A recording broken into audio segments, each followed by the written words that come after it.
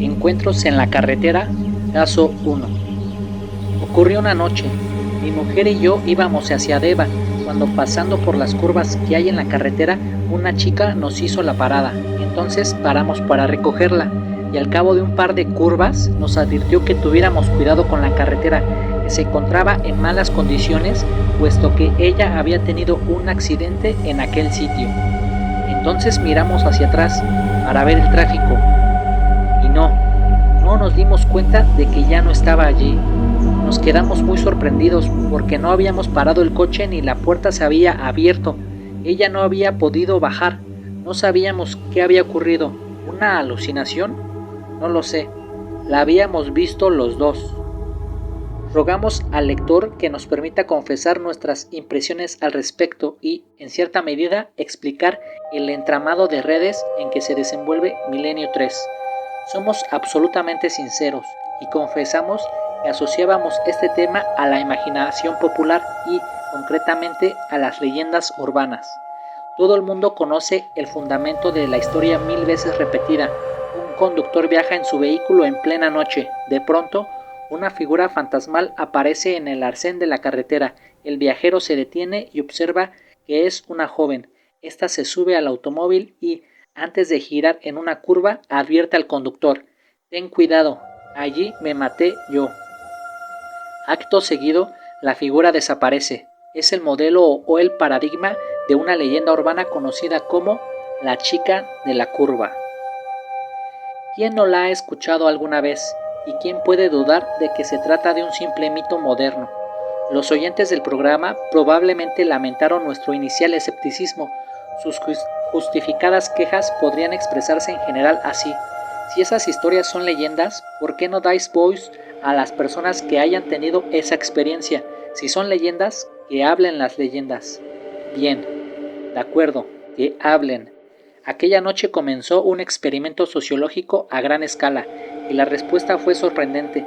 Recibimos unos 750 casos a lo largo de la primera madrugada. Eran relatos de personas que habían tenido esa experiencia, que conocían de primera mano esos hechos, o que conocían a familiares y amigos que los habían vivido y sufrido, con nombres y apellidos concretos, verificables, reales, un material que quemaba en las manos.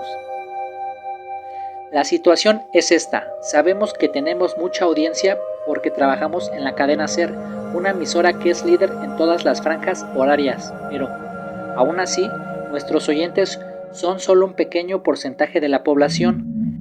Ante esta avalancha de casos, debíamos preguntarnos de nuevo si aquello era leyenda o realidad. La respuesta es sencilla: no sabemos qué es. ¿Alucinaciones? ¿Sugestiones? ¿Impresiones? Debo decir que el material con el que contamos es digno de una investigación profunda y de gran calado. No puede ser que entre los oyentes del programa, un mínimo porcentaje respecto a la población española, se den tantos casos de apariciones y revelaciones fantasmales junto a las carreteras. Más de 750 casos distintos. Entre los oyentes que participaron en esta investigación se dieron distintas actitudes. Había personas que estaban muy nerviosas, otros preferían no identificarse, otros nos legaban un secreto que pertenecía a su círculo familiar y personal. Se trata de material sensible, desde luego, y se comprende los recelos y las dudas, porque estos temas se han tratado tan frívolamente en ocasiones que los protagonistas a veces son tachados de locos o perturbados. Por eso es necesario tener mucho cuidado y mucho tacto. A lo largo de las próximas páginas se cederá la voz a personas que han tenido experiencias con estos casos extraños, con esos extraños visitantes de las carreteras españolas. Pero antes es necesario hacer algunas precisiones, explicaciones, tipologías y genealogías. José Miguel Gaona, psiquiatra de obligada consulta, como hemos comprobado en el capítulo anterior, prefiere explicar estos casos como productos de ciertos estados alterados de conciencia, similares a las alucinaciones y visiones de distintos tipos que se producen en la vigilia, poco antes del sueño o antes del despertar, y también suele aludirse al cansancio o a otros estados físicos que pueden favorecer visiones de este tipo. Las preguntas, en este caso, son inmediatas. ¿Y qué sucede cuando no es solo una persona la que observa este fenómeno? Con mucha frecuencia estas experiencias afectan a grupos de personas que viajan juntas en un automóvil. ¿Es que todos sufren una misma alucinación? Por supuesto, eso podría ocurrir, aunque los psiquiatras nos aseguran que ese tipo de alucinaciones grupales o colectivas o compartidas son muy raras. La cuestión se torna más compleja a medida que se investigan los casos. ¿Sugestión? ¿Qué clase de sugestión es la que obliga a creer que una entidad o un ser sube al vehículo de una persona y después desaparece? Se dice que estas figuras aparecidas son siempre mujeres, según Antonio Orti y Josep Semper, autores de leyendas urbanas en España. La mujer representada en la antigüedad y para la Iglesia representaba una especie de reto pecaminoso, y nos hablan de caballeros para los cuales esas damas eran la representación de la desviación del deber, algo parecido a las sirenas que trataron de encantar con sus prodigiosas voces a Ulises en la Odisea homérica. Ahora bien, si es leyenda, ¿cómo entender la persistencia de estos fenómenos y la implacable verosimilitud en los testimonios? ¿Qué se esconde detrás de esto? ¿Qué está viendo la gente en las carreteras? ¿Por qué ocurren tales episodios? ¿Se debe a los lugares o a las personas? Muchos camioneros y conductores llevan toda la vida en las carreteras y nunca han visto nada semejante. Así pues, ¿se trata de una coincidencia de determinados lugares y determinadas personas? ¿O de algo más dramático? ¿Se trata de la persistencia de elementos no conocidos tras acontecimientos trágicos? Los espiritistas dirían que tras un hecho terrible hay elementos psíquicos o espirituales que permanecen en el lugar, pero eso solo es una simple teoría. Nuestros testigos, solo se avanzará una muestra, son personas normales, con los oficios más diversos, de procedencias distintas, con condiciones culturales y socioeconómicas muy diferentes, y qué o a quién ven. Con frecuencia, como se ha dicho, la visión se corresponde con una mujer joven, pero también hay ancianas enlutadas, hombres altos y grotescos ataviados con sombrero de copa o con un maletín, niñas vestidas de primera comunión o portando un ramito de flores, niños con una pelota, ancianos e incluso grupos mixtos como anciana niña o animales. Quizá la visión más terrorífica sea la de una niña de ojos vacíos que sonríe. En noviembre de 2003, un camionero de Girona se ve obligado a frenar casi violentamente al divisar en medio de la noche lluviosa a una niña con vestidos de otra época que cruza la carretera sonriendo, envuelta de una especie de luminiscencia muy ligera. En aquella noche sin luna se apreciaba su pequeña figura brillante con claridad, sonríe y cruza, en mitad de una carretera de montaña. Entre los camioneros se cuenta la historia del lobo negro que se cruza ante el vehículo justo en el momento en el que podrían quedarse dormidos. Este hecho sugiere que estas figuras aparecen como premoniciones o como avisos. Muchos de los testimonios recogidos tienen relación con esta función de ángeles custodios. Avisan de un inminente peligro. Son figuras que salvan vidas. En otros casos nos advierten de la posibilidad de un accidente, sino que se presentan como el recuerdo de ese suceso. Ten cuidado, porque aquí me maté yo. Finalmente, parece que en ocasiones solo intentan reclamar nuestra atención. Un oyente narraba un caso espeluznante. Él era trabajador en una ambulancia y acudió al lugar donde se había producido un accidente de tráfico. Cuando se acercó a las inmediaciones del siniestro, una joven le contó cómo había ocurrido todo. Cuando sacaron el cadáver del amasijo de hierros en que se había convertido el coche, era ella. Estas experiencias tienen una genealogía y una historia. Sea lo que fuere, muchos piensan que es una leyenda que se modifica con el discurrir de los siglos. Su persistencia parece indudable. Los cruces de caminos, lugar donde moran los demonios, según las tradiciones medievales, son, desde el punto de vista antropológico, emplazamientos propios para la aparición de seres fantasmales. La espantosa visión de una mujer sin cabeza en un cruce de caminos en Utrecht, actual Holanda, se halla recogida en numerosos textos antiguos. Durante el medievo se generó una cultura del miedo a fuerza de repetir imágenes de mujeres con trajes vaporosos, muy semejantes a las que se describen en la actualidad. En aquellos siglos el terror tenía otra intensidad. No se podía transitar por algunos caminos a determinadas horas. Y en los siglos XVIII y XIX hay una larga tradición de caballeros que hablan de mujeres que exhalaban un gélido aliento cuando se montaban tras el jinete, justo un instante antes de desaparecer.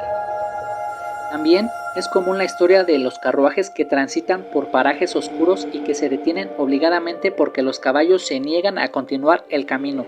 A veces se explica que el postillón descendía del pescante y trataba de encontrar la causa que atemorizaba a las bestias.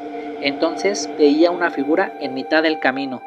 Solo cuando esa figura extraña se había ido o se difuminaba, los caballos reemprendían la marcha. En Estados Unidos se realizaron estudios sobre la famosa chica de la curva. En los años 40 se publicaron en diversos medios de comunicación esta noticia. Se encontraron 79 tipos de autopistas fantasmales y casi el 100% de los casos en estos se avisaba de un acontecimiento futuro. En Sudáfrica es clásico el caso del fantasma de Unidale. Los testigos no se conocían entre sí ni sabían de la historia y narraron los mismos hechos. Incluso dieron un nombre, María Rox, una chica que murió el día 12 de abril de 1968 a los 23 años en un accidente de coche. Se comprobó que esa chica había existido y había fallecido en el mismo lugar y en la misma fecha que ella misma, en su versión fantasmal, indicó a los viajeros. Hace mucho tiempo, cuando estábamos en el proceso de investigación previo a la publicación del libro El Paraíso Maldito, que se centraba en el paisaje careseño de las Urdes, tuvimos ocasión de conocer una historia sorprendente. Supimos que hubo una serie de intervenciones oficiales en 1907 debido a ciertas apariciones en la zona. Cuando los testigos tuvieron que explicar lo que habían visto en diferentes puntos y a lo largo del tiempo utilizaron un nombre curioso, el duende Entisnao. Nos lo describen como un individuo vestido completamente de negro y lo que más inquietaba a los 20 testigos que lo contaron, según ellos, el duende Entisnao se aparecía en lugares donde se había producido alguna tragedia. Su tocado característico era un sombrero de copa. En las páginas siguientes el lector podrá deducir si hay causalidades o no. Caso 2. Yo soy conductor, tengo 29 años y soy de Valladolid y tengo la suerte de hacer rutas fijas, de Valladolid a Palencia por la autovía, y ese día no tenía especialmente sueño. Iba tranquilamente conduciendo. Como todos los conductores, yo tengo la costumbre de mirar el retrovisor de vez en cuando, pues en el espejo retrovisor izquierdo vi, ocupando todo el espejo, la cara de una mujer. Su edad, de unos 40 años. Peinada hacia atrás, y tenía los ojos muy rasgados y casi inclinados en diagonal, como cuando distinguimos la mirada de un lobo respecto a un perro. Los lobos tienen los ojos más inclinados hacia el centro de la nariz. ¿Qué es esto?, dije. Me quedé mirando fijamente y durante un segundo la vi claramente. Volví a mirar a la carretera, claro, y volví a mirar el espejo y allí estaba. ¿Por qué me miraba fijamente? Y luego volví a dar un golpe de vista y desapareció. Caso 3. Yo iba con mi padre en el coche cerca de Jacubo. Íbamos por una carretera comarcal antes de llegar a la zona de Jacubo. Él llevaba puestas las luces largas y salió del arcén una figura humana. Era oscura, no se definía perfectamente la figura. Lo vimos los dos. Cuando llegamos a su altura, creíamos que necesitaría ayuda o algo, porque en esa zona y a altas horas de la noche, la 1:30 de la noche aproximadamente, ralentizamos la marcha. Y cuando estábamos llegando a esa figura, yo noté algo raro, porque tenía la mirada perdida, no miraba hacia ningún lado. Le llegué a ver la cara perfectamente, no era nada etéreo, era una persona. Estaba muy cerca, a 1 metro, era una mujer de muy avanzada edad. Pero lo que a mí me llamó la atención fue la rapidez con que pasó del arcén al centro de la carretera. Fue muy rápido y para una anciana no creo que debiera tener esa agilidad. Y también me llamó la atención que cuando estábamos a 1 metro de ella tenía una mano abierta y la otra la envolvía con un puño, No sé si me explico bien, y tenía la mirada perdida. No miraba hacia ningún lado. No, casi paramos. Pero no, porque cuando vi esa imagen, a mi padre no le dan miedo esas cosas, pero sentimos casi pánico, porque era una imagen. Ni en una película de miedo sale una figura así. Ese ser o lo que fuese sabía que estábamos allí. Parecía que no quería que avanzáramos, como si nos quisiera advertir de algo. Yo tenía el coche casi parado y entonces me eché un poco hacia un lado y yo no sé si fue por intuición o por algo, pero apreté el acelerador y nos fuimos. Sentimos tanto miedo a ese desconocido. Hemos viajado mucho por la noche y eso no lo habíamos visto en la vida. Después de aquello, desde que la vimos hasta que llegamos a nuestro destino, no hablamos nada. Estábamos los dos paralizados. Varios oyentes nos comunicaron que esto era completamente real y que era un asunto muy conocido en la sierra de Arcena. Mucha gente había visto a aquella mujer y a veces iba con una niña. Caso 4. Ocurrió en un pueblecito que se llama Mirabel y está cerca de Plasencia, en un lugar que se llama la Curva del Castillo, porque justo por encima se encuentran las ruinas de Castillo, el castillo de Mirabel. Le ocurrió a mi madre una noche de invierno hace ya bastantes años, en 1994. Ella, como cada día, iba a trabajar al Hospital Virgen del puerto de Plasencia. Una noche fría y lluviosa, cuando regresaba, pasando el pueblo de Mirabel y pasando esa curva, vio lo que le pareció un hombre todo vestido de negro y con un sombrero, parado, mirando hacia la carretera, en el arcén y mirándola a ella fijamente. Esto volvió a ocurrir al día siguiente y al otro. Pero mi madre llegó a casa muy asustada el tercer día, llorando, angustiada, con mucho miedo.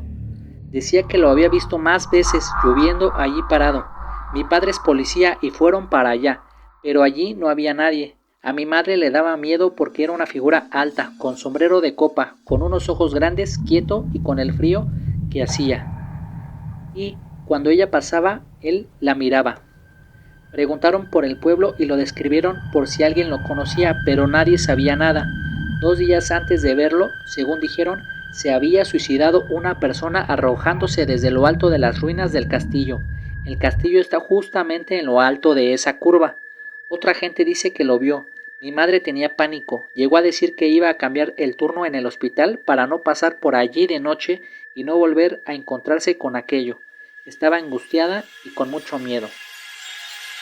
Caso 5. La verdad es que, sí, se ponen los pelos de punta al recordarlo.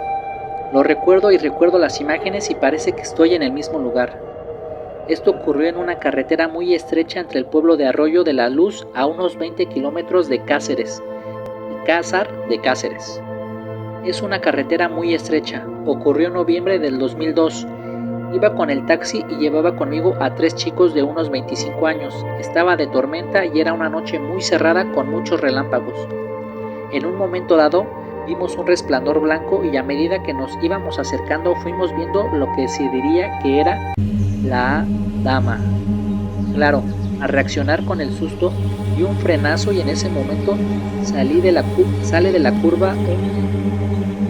curva hacia una laguna a toda velocidad y pegando vueltas de campana. Nosotros, parados, fuimos corriendo a buscar al conductor. Buscamos a la chica y no vimos nada. Apareció una ambulancia, pero esa figura no apareció. Era una chica de unos 27 o 30 años, de una estatura unos 70, con el pelo largo y castaño, muy oscuro y el rostro un poco pálido. Estaba como sentada en la cuneta. Eso nos impactó. Era totalmente físico, no era una imaginación. Iba envuelta en una especie de toalla con una camisa blanca, pero se veía perfectamente.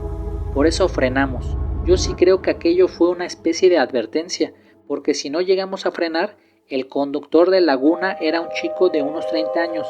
Venía a una velocidad impresionante, dando vueltas de campana, pasó como a unos 4 o 5 metros de nosotros. Si no llegamos a frenar, nos arrastra con él, con toda seguridad. He vuelto a pasar por allí, pero cuando paso por allí, paso con mucho respeto. Estábamos todos congelados. Allí había una chica. ¿Dónde estaba? Había que buscarla. Los de la ambulancia y la Guardia Civil también la buscaron, pero ella no apareció. Iba camino de Andújar desde Córdoba por la autopista. Mi compañero pegó un volantazo y dijo que había visto a un hombre vestido de negro y con el cuerpo lleno de... como si fuera una calavera, y que le echaba el alto como que se parara, pero claro, en la autopista no se puede parar. Lo pasó de largo y dijo, voy a dar la vuelta porque me lo ha encajonado. Dio la vuelta, volvió y ya no estaba. A 1 kilómetro del accidente con un camión volcado, era alto un hombre vestido de negro con una capucha. No sé, pensábamos que era un autoestopista, pero no vimos nada.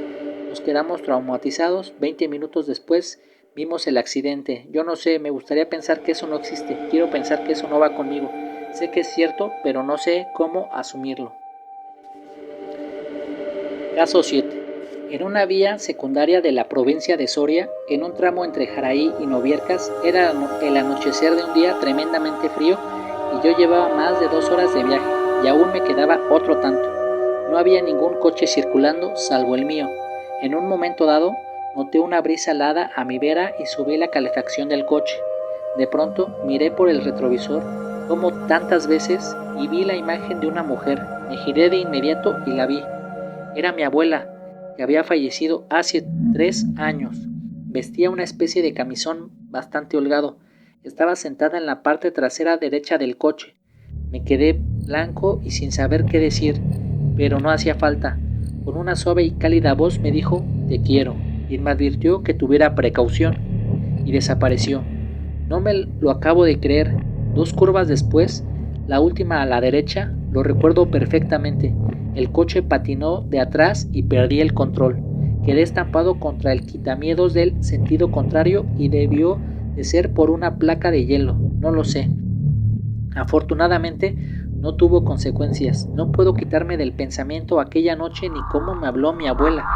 Aquello fue una extraña mezcla entre pavor y gozo, y cada vez que lo rememoro estoy más seguro de que así fue. Además, tengo que señalar que Noviercas, el municipio por el que iba a pasar inmediatamente, es el pueblo natal de mi abuelo y algo de sentido tiene, creo yo. Caso 8. Ocurrió en la provincia de Sevilla de Peñaflor a Puebla de los Infantes. Al llegar a Peñaflor me indicaron una carretera para pasar con el tráiler. Allí, en un cruce, vi a un señor. Era un hombre mayor y le pregunté por dónde ir a Puebla de los Infantes y me señaló. Esta carretera, ¿me puedes llevar? Le dije que sí, lo monté en el camión y le eché una mano para subir porque el hombre era mayor. Y al pasar el puente del AVE me dijo que parara, que se quedaba allí. ¿Cuánto me queda para Puebla de los Infantes? Le pregunté y no recuerdo si me dijo 4 leguas o 7 leguas. Me habló en leguas. Es una carretera estrecha. Me bajé del camión, le eché una mano al hombre para que bajara y le digo, tenga cuidado ahora, cuando arranque el camión no lo vaya a pillar. Antes de ponerme en marcha, empecé a mirar por el retrovisor, pero no lo veía. No lo veía y temía que pudiera atropellarlo cuando arrancara. Bajé otra vez, empecé a buscarlo y nada, había desaparecido. Yo miré debajo del camión, busqué por todos lados y allí no había dónde esconderse. Aquel hombre desapareció y ya está. Tendría que haberlo visto. Era un hombre de 70 o 75 años, mayor. Tampoco podía correr. El hombre iba vestido, llevaba una camisa con su boina. Una conversación normal. Me dijo que tuviera cuidadito y ya está. Lo toqué, pero era normal. Yo no creo en todo esto. Miré por todos lados. De eso hace 3 años y no hago más que darle vueltas al tema. Caso 9. Mis tíos venían de Vivero hacia la provincia de Lugo. Tenían un coche de 2 puertas. Era por la noche. Venían de una reunión familiar en Vivero y vieron a una persona que hacía gestos con la mano, como queriendo que pararan. Pararon y a ellos les extrañó ver en plena noche a una chica así, con un vestido. La descripción decían que llevaba como un camisón holgando blanco. Era según mis tíos, una chica rubia de cara guapa, atractiva, y dijo que si la podían acercar al pueblo más próximo. Mi tía se bajó y la dejó pasar al asiento de atrás. Ella se frotaba los brazos como si tuviese frío, y entonces mi tía le dejó una chaqueta y ella se la puso por los hombros. Entonces, al pasar una curva, ella gritó: ten cuidado, que en esa curva me maté yo. Entonces mi tío mira para atrás por el espejo retrovisor y ve que la chica no está. Pega un frenazo, había desaparecido. Fue un horror, un horror. Cuando llegaron a Lugo estuvieron varios días conmocionados. Mi tía no articulaba palabra. Para ellos fue un impacto tremendo. Lo comentaron en familia. Yo les pregunté por qué no lo habían denunciado a la policía. Nos tacharían de locos. No se atrevieron a comentarlo a nadie. Les tuve que preparar una tila. Traían una cara de espanto, pálidos, un horror. Conclusión. No existen lugares concretos donde los investigadores puedan acudir para constatar de primera mano estos hechos, pero sí parece haber espacios más proclives, al menos en la tradición y por los testimonios de quienes afirman haber vivido este tipo de experiencias. Uno de los aspectos recurrentes, al parecer, son los hechos trágicos en las inmediaciones, accidentes, suicidios u otros hechos luctuosos.